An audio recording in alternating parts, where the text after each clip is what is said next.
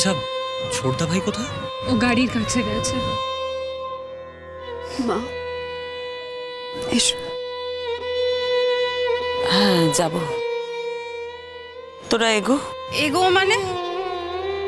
Aunty তোমাকে একা রেখে আমরা কোথাও যাব না, চলো। কোথাও যেতে বললিনি, একটা গাছ আনতে বলেছিলাম। তুমি গাছ আনতে বলেছিলে বৌদি, চাঁপা ফুলের গাছ। আমি নিয়ে এসেছি তোমার জন্য। খুব ভালো করেছো রনি। চাঁপা ফুল না রোহিতের খুব পছন্দের ছিল। আমাকে গাছটা দাও, আমি এই গাছটা এখানে কোথাও পুঁতে দিই। আমি তো আছি বৌদি, আমি আর তুমি মিলেই না। না থাক বৌদি, আমি তোমার সঙ্গে যাব জল দিতে। না মিঠুদি, কাউকে যেতে হবে না। তোমরা সবাই গাড়িতে গিয়ে বসো, আমি আসছি। এই গাছটা কোথাও লাগিয়ে দিই।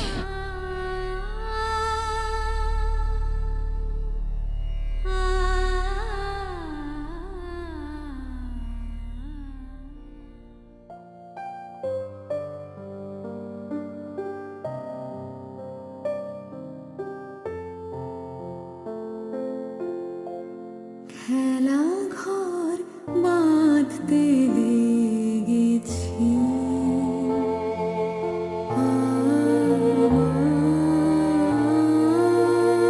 আমার মনের ভিতরে, খেলা ঘর বাঁধতে লেগেছি।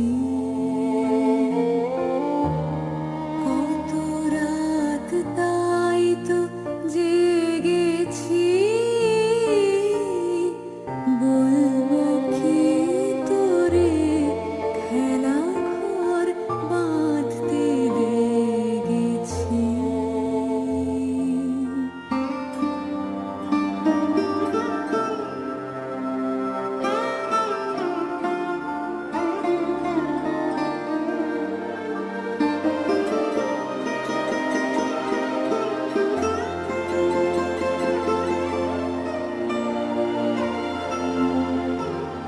জামার সবার হেলা ফেলা যাচ্ছে ছড়া ছড়ি, পুরনো ভাঙা দিনের ঢেলা, তাই দে ঘর গড়ি যে আমার নতুন খেলার জন,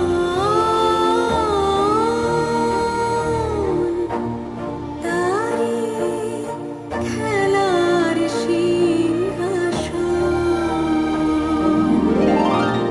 ভাঙারে জোড়া দেবে সে,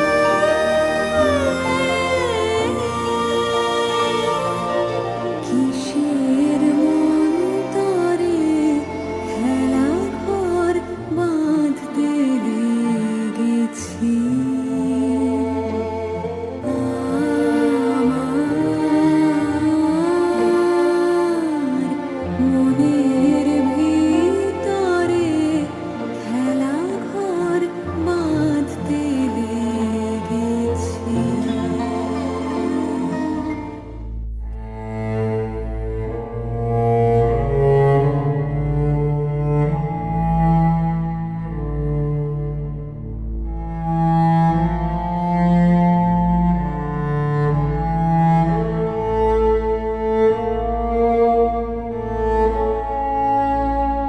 শ্রীময়ী,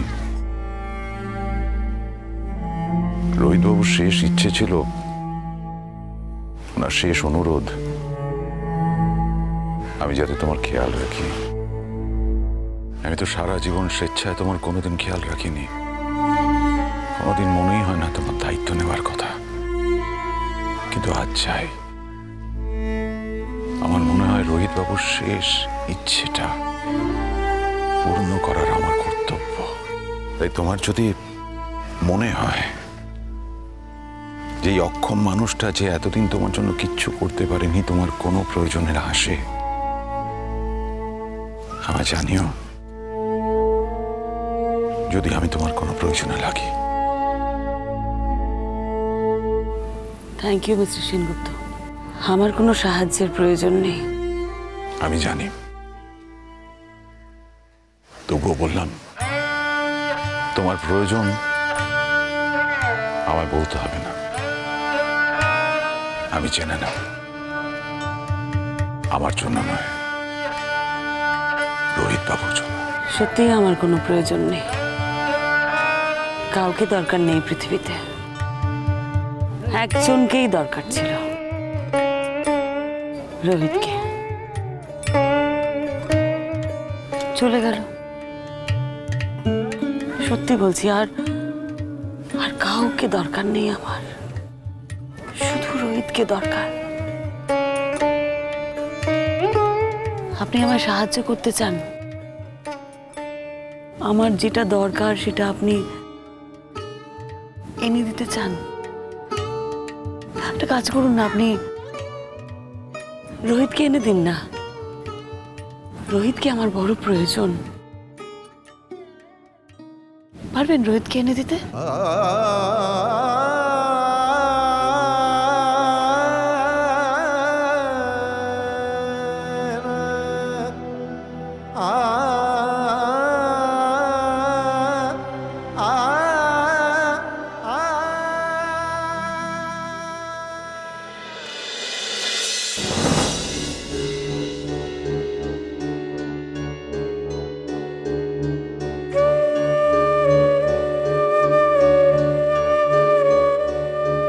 ও দিদি, আর কান্নাকাটি করবেন না, বৌমার সামনে আর কান্নাকাটি করবেন না।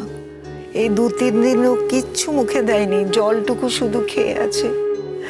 এখন যদি খেতে বসে ও খাবারটা না খেতে পারে, তাহলে তো আর দাঁড়াতে পর্যন্ত পারবে না গো। বরঞ্চ যা খাচ্ছে খাক, পেটে একটু কিছু পড়ুক। ও বৌমা, একটু কিছু খেয়ে নাও মা, একটু কিছু মুখে দাও। আত্মহত্যা তো করতে পারবো না মা, যদি আত্মহত্যা করতে পারতাম তাহলে এই যন্ত্রণা থেকে মুক্তি পেতাম। বেঁচে থাকতে গেলে খেতে তো হবেই।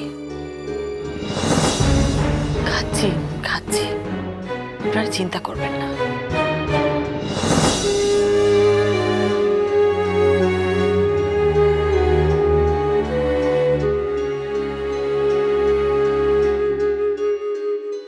এ কি মা, হয়ে গেল? এরকম করো না মা, এরকম করো না। তুমি না থাকলে আমাদের কে দেখবে? এতগুলো পুরোপুরি তোমার ঘাড়ের ওপরে, তুমি কি করছো বলো তো? এভাবে খেলে তুমি বাঁচবে নাকি? আমাকে একটু ধাতস্থ হতে দিন জেঠিমা, একটু সময় দিন। আপনারা যদি মনে করেন যে আমি আজ থেকে এই মুহূর্ত থেকে একেবারে স্বাভাবিক জীবন যাপন করব, সেটা আমি পারবো না। আমাকে আমাকে আর খেতে বলবেন না। আপনার চাঁদ বাবা কি বলতো আপনার মনে আছে জেঠিমা? বলতো তার চারিপাশে প্রত্যেকটা মানুষ হাসুক, আনন্দ করুক, ভালো থাকুক, তাহলেই ও তৃপ্তি, তাহলেই ও আনন্দিত। আচ্ছা, ও আর চলে গেছে বলে, বেঁচে নেই বলে আপনি আপনার ছেলের কথা সম্মান দেবেন না? আপনারা যদি ভালো না থাকেন, ও বিচারি যেখানেই থাক, কি করে ভালো থাকবে বলুন তো? বড় অপরাধ বোধ হয় জানো তো বৌমা। অপরাধ বোধ? কিসের অপরাধ বোধ? আমাদের এতখানি বয়স হলো, আমরা গেলুম না, সে বেচারা একটা তরতাজা মানুষ এরকম ছটফট করতে করতে চলে গেল। ঈশ্বর কি তাকে অন্য রোগ দিতে পারলো না? এমন মারণ রোগ দিল। আমার ঘরেও তো এই অসুখ আছে মা, আমার বুকের ভেতরটা হিম হয়ে আসে। এই কথাটাই বিশ্বাস করতে শুরু করেছি জানেন তো। তো ঈশ্বর যাদের ভালোবাসেন তাদেরই তাড়াতাড়ি কাছে ডেকে নেন। আমার মনে হয় ঈশ্বরকে একটু বেশি ভালোবাসেন, তাই আমাদের কারো কথা না ভেবে ওকে স্বার্থপরের মতন নিজের কাছে নিয়ে গেছেন। বা এটাও হতে পারে যে ওর হয়তো এই পৃথিবীতে কাজ শেষ হয়ে গেছে, আর এই পৃথিবীতে ওর প্রয়োজন নেই, সেই জন্য ঈশ্বরকে তুলে নিলেন। বৌমা